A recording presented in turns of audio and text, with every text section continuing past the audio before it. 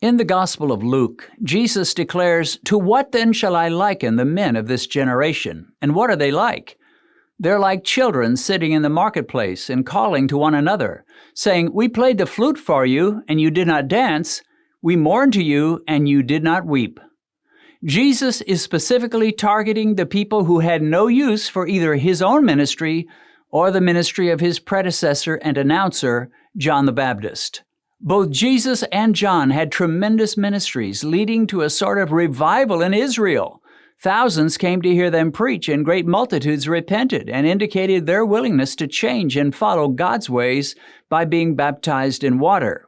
You had two major revivals, two powerful outpourings of the Holy Spirit, two mighty moves of God in the tiny nation of Israel within a short time of each other.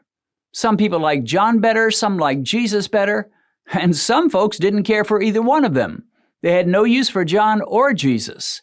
And these folks are the ones Jesus was talking about as he compared them to children playing games in the village marketplaces. Jesus described a group of kids who are not happy with one another. The first group wants the other group to dance, and when they play their little homemade flute, they don't get up and dance to the flute music like the first group wants. So the children in Group 1 change their tactics. They decide, since the others do not want to dance, they're going to play funeral procession. They start pretending to cry and mourn, and once again the others don't join in. They sit there stone-faced, making no effort to join in the mock funeral. And the first group gets frustrated. None of their efforts make any difference to these other children who have no desire to either dance or pretend a fake funeral. So what does this have to do with Jesus and John? Jesus spells it out plainly, saying, "John the Baptist came neither eating bread nor drinking wine, and you say he has a demon. The Son of Man has come eating and drinking, and you say, 'Look, a glutton and a winebibber, a friend of tax collectors and sinners.' But wisdom is justified by all her children." John had a very austere lifestyle. He lived out away from the big cities, in the wilderness or village areas. He ate whatever he could find to eat, and this was often and probably usually locusts and honey. No big city meals for this man. He dressed plainly and spoke plainly. He refused to eat bread and did not drink wine, which would have been the standard fare for nearly all the Jews of his day.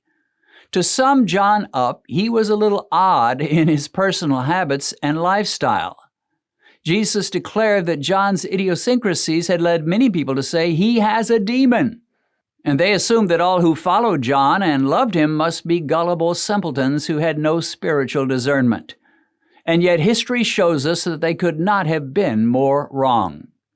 Then Jesus tells them that the Son of Man, talking about himself, has come eating and drinking. Jesus appeared publicly in Israel with a totally different look than John. He didn't live out in the wilderness. He frequented the large cities. He didn't eat grasshoppers and honey at every meal. He could dine at parties and enjoy fancy foods and big meals. He dressed in an expensive robe and he drank wine.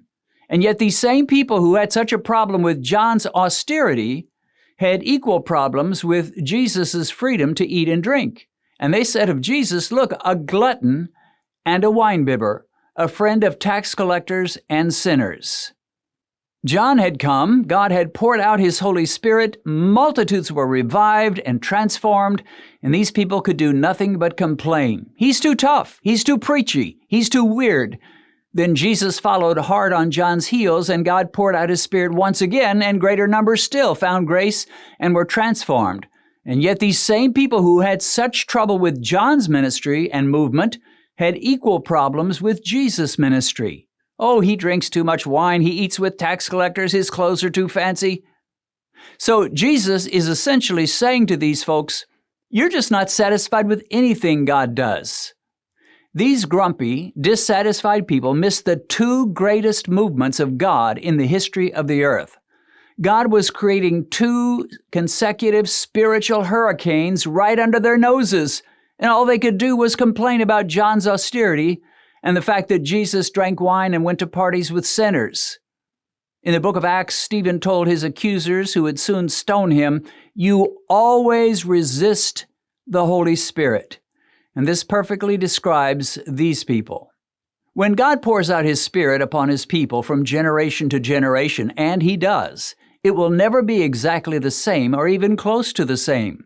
Many people can accept the great things God did 200 years ago, but when God does something in their own day, they will resist it, criticize it, make negative YouTube videos about it, and come up with 5 or 10 or a dozen reasons why this new movement is not of God and is definitely not a revival. And this is exactly what has happened recently when many were so quick to criticize God pouring out His Spirit on Asbury University. And they declared it must surely be nothing more than a little youthful emotionalism, or maybe even the devil's work. In many cases, the problem is pretty simple. These people have no experiential knowledge of the Holy Spirit.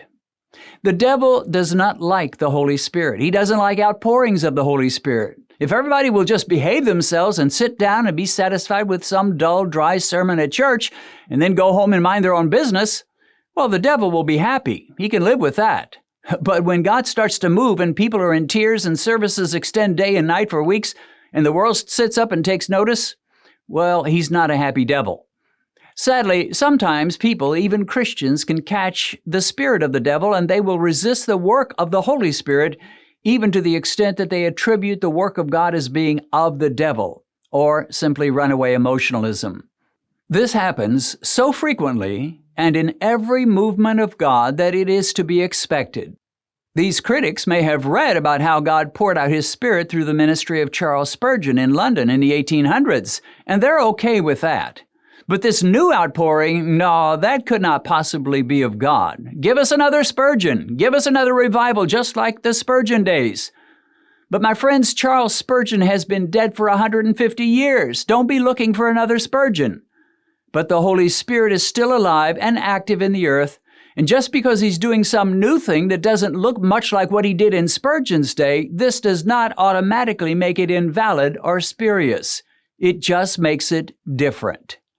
It was so in Jesus' day when God moved so powerfully in the lives of John the Baptist and then His son Jesus. These movements came and went, and some people had the 2 greatest outpourings of the Holy Spirit in the history of the earth occur right in front of their faces, and they had no clue that God was at work. God's divine flutes were playing, but they refused to dance. May we never find ourselves in the ranks of the non-dancers.